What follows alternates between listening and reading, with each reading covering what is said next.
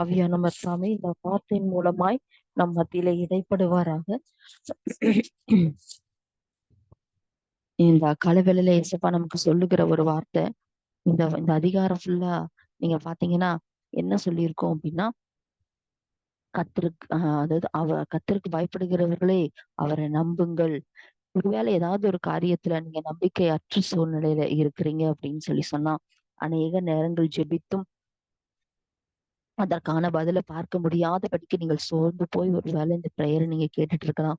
நீங்க எந்த இடத்துல இருந்து இந்த இந்த பிரேயரை நீங்க அட்டன் பண்ணி கொண்டு இருந்தாலும், இந்த காலை வேளையில கர்த்தருடைய ஆவியானவர் உங்களுக்கு வாக்கு கொடுத்து உங்களுக்கு ஒரு சொல்லுகிற ஒரு காரியம் என்ன அப்படின்னு சொன்னா, இந்த அதிகாரத்துல இஸ்ரவேலே கர்த்தரை நம்பு, அவரே உங்களுக்கு துணையும் கேடகமுமாய் இருக்கிறார். யாருமே இல்ல.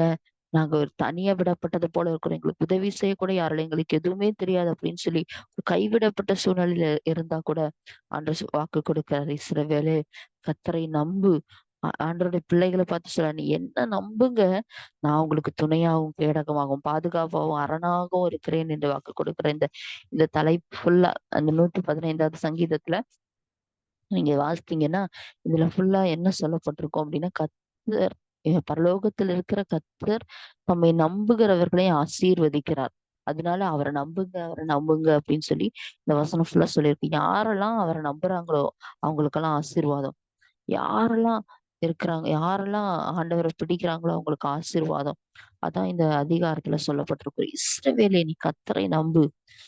என்ன பிரச்சனையானாலும், என்ன பெருவெள்ளமானாலும், என்ன போராட்டமா இருந்தாலும் அவர் ஆண்டவர் என்ன செய்கிறாரா நமக்கு நம்மை ஆசீர்வதிக்கிறார். நமக்கு துணையாகவும், கேடகமாகவும் இருக்கிறார்.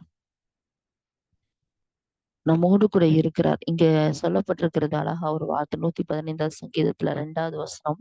அவர்களுடைய தேவன் இப்பொழுது எங்கே என்று புறஜாதிகள் சொல்வானேன். தேவன் எங்கே? நீ ஆண்டவர் ஆண்டவர் தேடி நீ ஆண்டவர் எங்கே அப்படின்னு உன்னை பார்த்து கேட்கிறாங்களா? அப்படிப்பட்ட ஒரு ஒரு ஒரு சிச்சுவேஷன் கூட நம்ம கடந்து போய் கொண்டிருக்கிறோமா? நீங்க பாத்தீங்கன்னா அதுல பதில் சொல்லப்பட்டிருக்கிறது. நம்முடைய தேவன் பரலோகத்தில் இருக்கிறார். தமக்கு சித்தமான யாவையும் செய்கிறார். அடுத்து விக்கிரங்களை குறித்து சொல்கிறது. அது கண் இருந்தும் காணாது, மூக்கு இருந்தும் முகராது, கால் இருந்தும் நடவாது, சத்தமிடாது. அதெல்லாம் பொன்னும் கை வேலையுமா இருக்கிறது. அவைகளை பண்ணுகிறவர்களும் அவைகளைப் போலவே இருக்கிறாங்க. அவைகளை நம்புகிறவர்களும் அவைகளைப் போல இருக்கிறாங்க. அவங்க நம்புகிறவர்களுக்கு தான் உனக்கு நீ கடவுள் கடவுள்னு போனியே உனக்கு என்னாச்சுன்னு கேட்கணும். ஆனா நான் நம்பி நிக்கிற கடவுள் ஜீவனுள்ள தேவன்.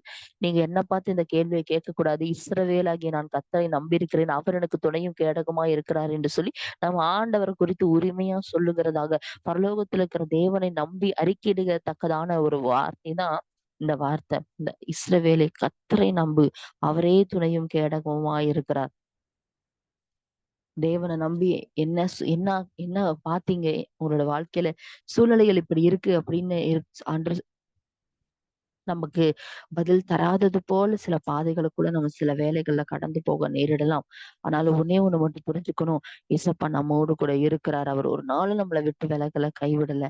அந்த அந்த அந்த தேவன் நமக்கு இந்த காலவெளில நமக்கு வாக்கு கொடுத்து சொல்லுகிறது என்ன அப்படின்னா, பரலோகத்துல இருக்கிற தேவனை நம்புங்க. அவர் உங்களை ஆசீர்வதிக்கிறார். அவர் உங்களை ஆசீர்வதிக்கிறார். அவர் உங்கள் தேவைகளை சந்திக்கிறார். அவர் குடும்பத்தாரை கத்தரை நம்புங்க. அவர் உங்களுக்கு துணையா கேடகமா இருக்கார். கத்தருக்கு பயப்படுகிறவர்களை கத்தரை நம்புங்க. அவர்களுக்கு அவர் துணையும் கேடகமா இருக்கிறார்.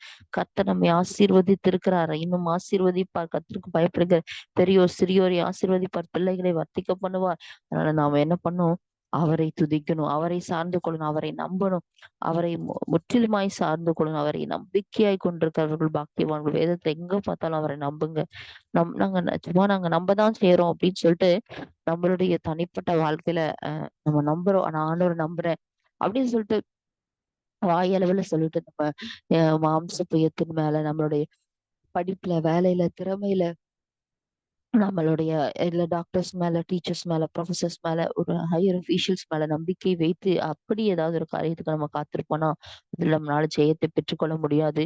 நம்ம தேவனை நம்பி சார்ந்திருந்தோம் அப்படின்னு சொன்னா அவரையே நம்பி இருந்தோம்னா அவர் நமக்கு துணையாகவும் கேடகமாகவும் இருக்கிறார். அவர் எங்கேயும் உங்களை தனியா விட்டு விடுகிற தேவன் அல்ல. அவங்க கர்த்தரை நம்பி நின்னாங்கன்னா கர்த்தர் அவங்கள ஆச்சரியமா நடத்துவார். அவங்கள அற்புதமான வழி நடத்துதல அவங்க பார்ப்பாங்க. கர்த்தரை நம்பி அவர் மீது சார்ந்து கொண்டால், அவர்கள் அற்புதத்தை பார்ப்பார்கள், அதிசயத்தை பார்ப்பார்கள். அதுதான் இந்த வசனம் இந்த கால வேளையில நமக்கு கற்றுக் கொடுக்கிறது. இன்னைக்கு உங்க வாழ்க்கையில கர்த்தர் அற்புதங்களை, அதிசயங்களை செய்ய விரும்புகிறார். யாத்திராகமம் 14வது அதிகாரத்துல அவங்க இஸ்ரவேல் ஜனங்கள் புறப்பட்டு எகிப்தின் அடிமைத்தனத்திலிருந்து புறப்பட்டு வருகிறாங்க. இப்ப இவர்களுக்கு முன்பதாக செங்கடல் ஒரு பெரிய தடைய போல நிற்கிறது. செங்கடல் சூழ்ந்து நிற்கிறது. இவர்களுக்கு முன்பதாக ஒரு பெரிய தடையாக நிற்கிறது.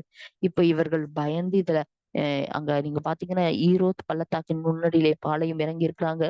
இப்போ அங்க சிச்சுவேஷன் எப்படி இருக்குன்னா, பார்வோன் இஸ்ரவேல் புத்திரரை குறித்து இவங்கள வனாந்தரம் அடைத்து போட்டது இவங்க திகைத்து திரிவாங்க அப்படின்னு சொல்லி இவங்கள எப்படியாவது கொல்லணும்னு கடின இருதயத்தோடு கூட பார்வோன் துரத்தி கொண்டு வருகிறான். ஜலம் பிரவாகித்து வருவது போல பார்வோன் துரத்தி கொண்டு வருகிறான். இங்க எகிப்துல இவங்க ரதத்தை பூட்டிக் கொண்டு அவன் ஜனங்களை துரத்தி கொண்டு கூட நிறைய சேவகர்களோடு கூட பார்வோன் வந்து கொண்டிருக்கும் பொழுது இப்ப இந்த ஜனங்கள்லாம் பயந்துட்டு இருக்கிறாங்க. ஐயோ! நான் ஆண்டவர தானே நம்பி இருந்தேன். இது ஏன் இப்படி நடந்துச்சு? இவன் வந்து நம்மள அடிச்சு அடிமைகளா மறுபடியும் இழுத்து கொண்டு போறதுக்கு நாங்க அங்கேயே இருந்திருப்போமே! எங்களுக்கு அங்க கல்லறை இல்லன்னா இங்க கொண்டு வந்தீங்க. ஏன் மோசே இப்படி பண்ணீங்கன்னு சொல்லி மோசேயோடு கூட இவங்க யுத்தம் பண்ணி கொண்டிருக்கிறாங்க. இவங்க முறுமுறுத்து கொண்டிருக்கிறாங்க. இவங்க சண்டை பண்ணி கொண்டிருக்கிறாங்க. இப்படிலாம் பேசிக் கொண்டிருக்கிறாங்க.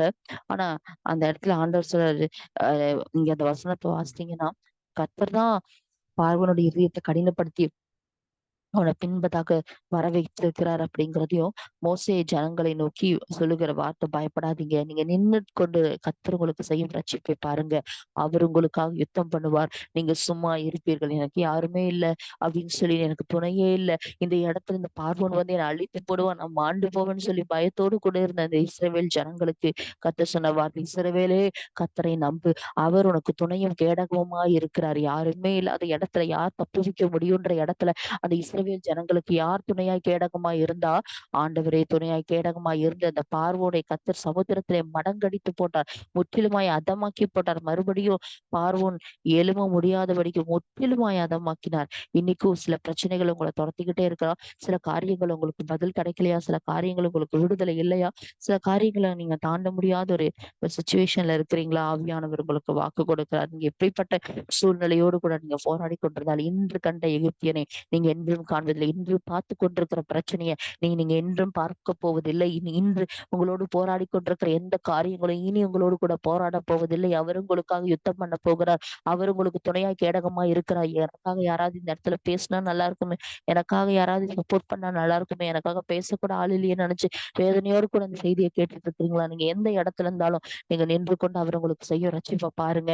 உங்களுக்காக அவர் பேசுவார். உங்களுக்காக அவர் யுத்தம் பண்ணுவார். உங்களோடு கூட அவர் இருக்கிறார். அவர் உங்களுக்கு துணையாய் கேடகமாய் இருந்து அவர்களை வழி நடத்துகிற நல்ல தகப்பனாய் இருக்கிறார். இந்த காலவேளையில கர்த்தர் உங்களுக்கு வாக்கு கொடுக்கிறார். இஸ்ரவேலே கர்த்தரை நம்பு.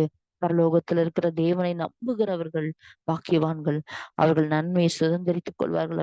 அவர்கள் அவர்களுக்கு எந்த ஒரு காரியம் இல்லையோ, எந்த ஒரு காரியத்துல அவங்க ஒரு ஒரு தனிமையோ எனக்கு யாருமே இல்லை. இதை எனக்கு ஆண்டவர் செஞ்சா நல்லா இருக்குமே. ஆண்டவர் தான் கடவுள் தான் செய்ய முடியும்.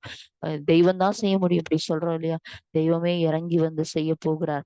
இங்க கோலை ஓங்கின உடனே ஒரு கீழ்காற்று வீச பண்ணி சமுத்திரத்தை வெட்டாந்தரையாக்கி அதிலே அவர்கள் ஜெயமாய் நடந்து வர பண்ணின தேவன். இன்னைக்கு உங்க முன்னாடி இருக்கிற செங்கடல்கள், உங்களுக்கு முன்னாடி இருக்கிற எப்படிப்பட்ட ஈரோக்ளித்தான் காற்று போன்ற கடும் புயல்களா இருந்தாலும் உங்களை சமுத்திரத்துல தள்ளுவதற்கு வரலாம். ஒரு வியாதியா இருந்தாலும் உங்களை அதோட அழித்து போடுவதற்கு வரலாம். என்ன பிரச்சனையா இருந்தாலும் கர்த்தர் சொல்லுகிறார், அது இல்லாமல் போகும். அந்த பலவீனம் இல்லாமல் போகும். அந்த போராட்டம் இல்லாமல் போகும். அந்த சூழ்நிலைகளை கர்த்தர் மாற்றுவார். அவர் சொன்னதை செய்யும்போது உங்களை கைவிடுவதில்லை.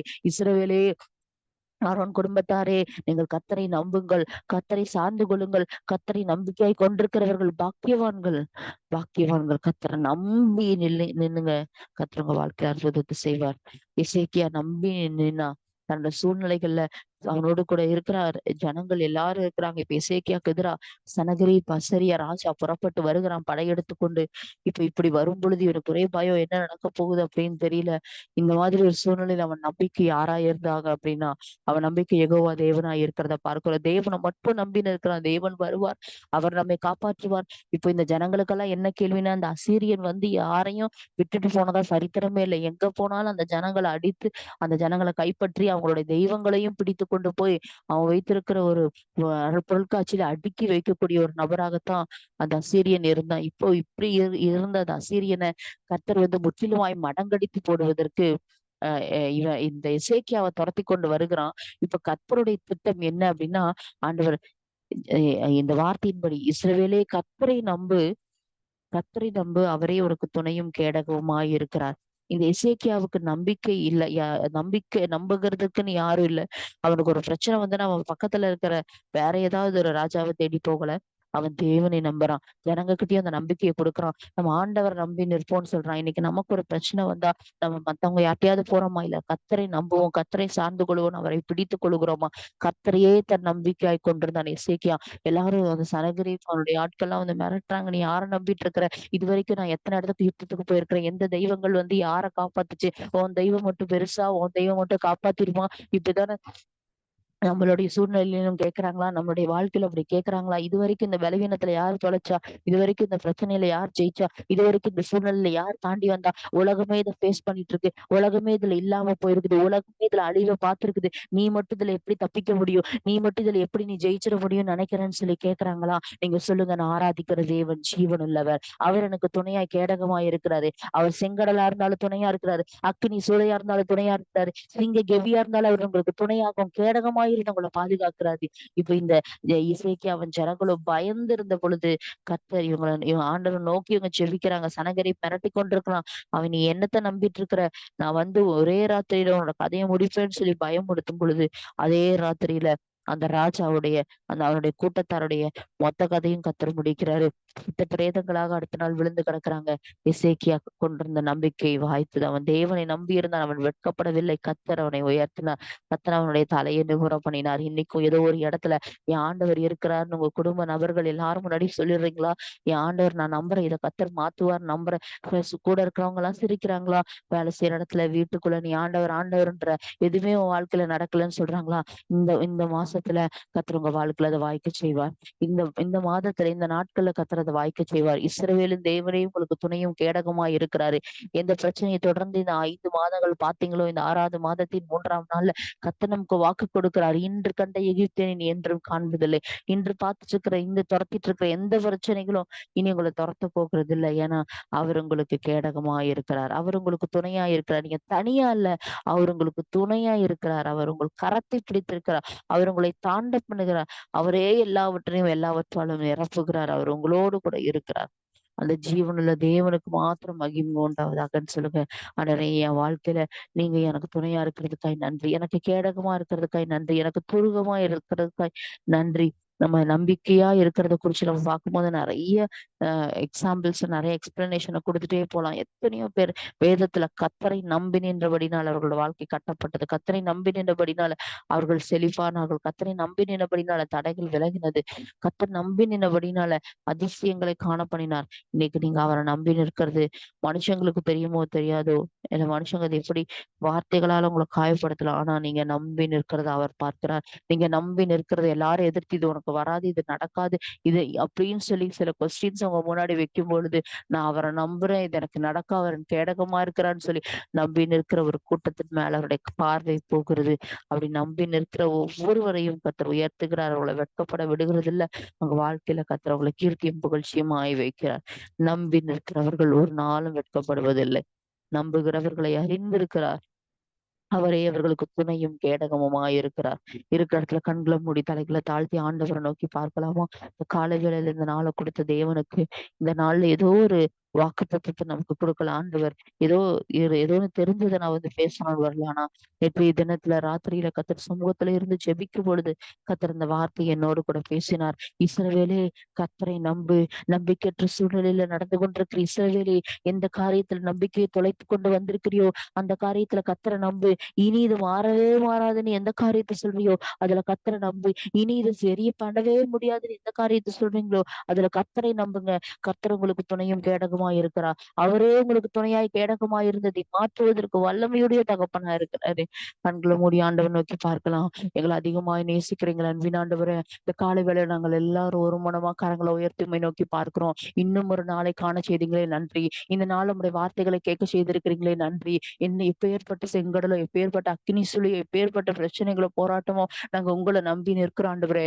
ஆண்டவரே, உங்களாலதான் இந்த சூழலில் எங்களை வெளியே கொண்டு வர முடியும். நீங்க தான் எங்களுக்கு ஒரு விடுதலை கொடுக்கணும். நீர் தான் ஆண்டவரே புறஜாதிகள் மத்தியில எங்களுக்கு என்ன நடந்துச்சுன்னு அவங்க கேட்க கூடாதபடிக்கு கர்த்தர் அப்பா உங்களுக்கு தேவன் பெரியவர் அறிக்கையிடத்தக்கதான நன்மைகள் எங்க வாழ்க்கையில நடக்கணும். அப்பா ஒரு அற்புதம் நடக்கணும். உங்களையே நாங்க நம்பி நிற்கிறோம். ஆண்டவரே, செங்கடலா இருந்தாலும் ஆண்டவரே இயேசப்பா, எந்த ஒரு யோர்தானா இருந்தாலும் அப்பா அந்த இடமே இருந்த இடம் தெரியாத அளவுக்கு அதை வெட்டாந்தரையாக்கி போட வல்லவர். வியாதியோ, பலவீனமோ, பிரச்சனையோ, எது உங்க பிள்ளைகளை துரத்துதோ, எந்த இயலாமை துரத்துதோ, எதை குறித்து பயந்து போய் ஆண்டவர் இந்த மாசத்துலயும் இது நாங்க இப்படித்தான் வாழணுமா, இந்த பாதையில தான் போகணுமான கலக்கத்தோட பயத்தோட இந்த வார்த்தை கேட்கிறாங்களோ, இதோ அவங்க இருக்கிற அறையில கர்த்தருடைய வல்லமை புறப்பட்டு வரட்டும். ஒரு ஜீவன் இறங்கட்டும். பயத்தின் ஆவி விலகட்டும். ஆண்டவரே, வியாதி பலவீனங்கள் மாறட்டும். ஆண்டவரே, எதுல உண்மை நம்பி நிற்கிறார்களோ அதுல அவர்களுக்கு நீ துணையாய் கேடகமாய் இருந்த ஒரு ஜெயத்தை கர்த்தர் கட்டளை ஒவ்வொருவரையும் உயிர்ப்பிப்பீராக. உண்மை நம்பி நிற்கிறவர்கள் வெட்கப்படாதபடிக்கு நிற்கப்படுவீராகன்னு சொல்லி செபிக்கிறப்பா. நீர் இப்படி செய்கிறதற்காய் நன்றி அப்பா. உன் நாமத்துக்கு மாத்திரம் மகிமை செலுத்துகிற இயேசுப்பா. நீர் இப்படி செய்து ஆண்டவரே இயேசுப்பா, ஒவ்வொருவரையும் சாட்சியா நிறுத்துங்க. முற்றிலுமாய் தரை மட்டும் தாழ்த்துகிறப்பா. மீட்பெரும் ரட்சகருமாய் இயேசு கிறிஸ்துவின் நாமத்தில் ஜெபிக்கிறோம் நல்ல பிதாவே. ஆமென். என் ஆத்துமாவே கர்த்தரை ஸ்தோத்திரி, என் முழு உள்ளமே பரிசுத்த நாமத்தை ஸ்தோத்திரி. என் ஆத்துமாவே கர்த்தரை ஸ்தோத்திரி. கர்த்தர் செய்த சகல உபகாரங்களையும் என்றைக்கும் மறவாதே. ஆமென். God bless you.